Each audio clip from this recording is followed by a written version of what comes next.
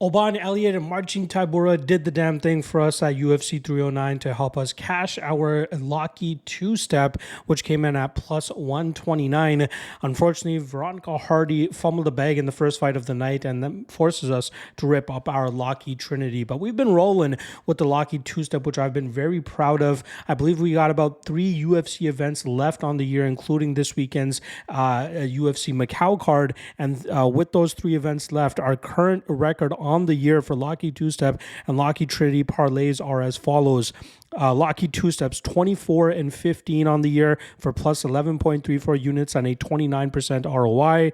And then the Locky Trinity is 14 and 25 on the year for plus 9.82 units and a 25% ROI. So I'm very happy with those numbers there, hoping to obviously add on to those over the next 3 UFC events that we have to close out the year, but still very, very happy with the work there, especially with the Locky two-step. That's where I put the majority of the stake, and then the Locky Trinity is more so a cherry on top. So if you guys want to get access to the Locky two-step and Locky Trinity before the public does, which often means you're able to get a better betting line because of the action that eventually comes in on those legs, check out the MMA LOT and Patreon page. Link for that is in the description below, where we have the Locky Trinity, Locky two-step, and a ton of other great information, content, including breakdowns for regional events as well, one of which is about to go down right now in LFA 197, and then we have Cage Warriors 181 going down tomorrow afternoon. So we got the UFC sandwich between those two there,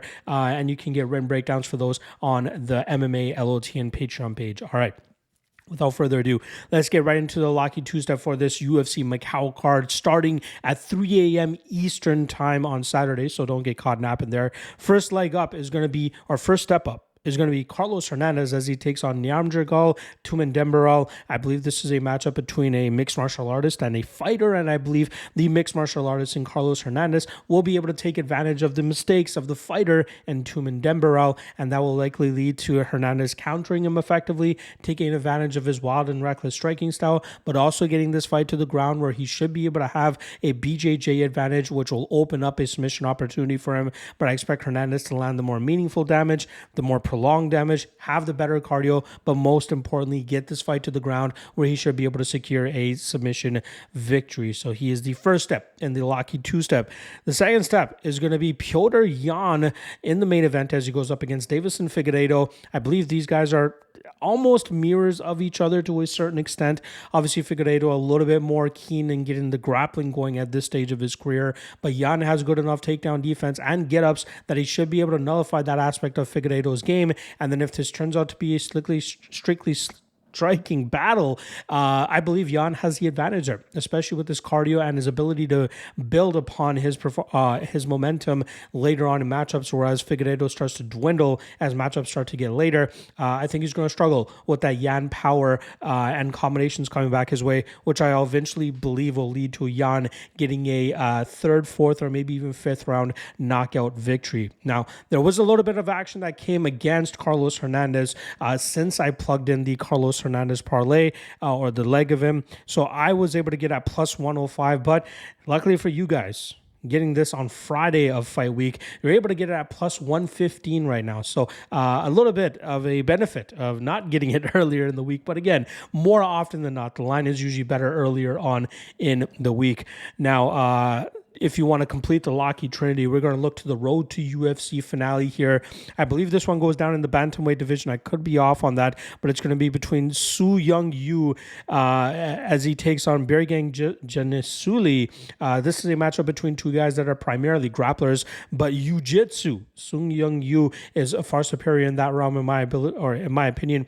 Maybe not far superior, but at least a little bit more scrambly, a little bit more willing to take risks with his jiu-jitsu so he doesn't get into bad positions. Has some sneaky trips and throws as we saw in his last matchup. I think he's the slightly better striker, although Bergang might actually have a little bit more power in his shots. And obviously, Yu also has that calf kick that he can implement if this turns out to be more of a striking battle than a grappling battle. But I expect the majority of this to be taking place in the grappling, where Yu should be able to land more damage and get way more control time, eventually winning this fight on the scorecards. So there was action on Yu, but ultimately the action on Hernandez does make this parlay a little bit better if you guys waited until this segment to drop. So I was able to drop, actually, sorry, I apologize.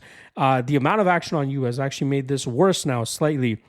So right now, when I dropped it to the Patreon, folks, I was able to get plus 247. Right now, you're able to get plus 242. So not a huge difference there, but still very happy to get that. Anything over plus 200, especially for the Locky Trinity, I'm more than happy to lock in, especially when I have these spots that I feel quite confident in as well. All right, I'll be back later today for the 3 best prop bets. I'll see you guys then. Peace.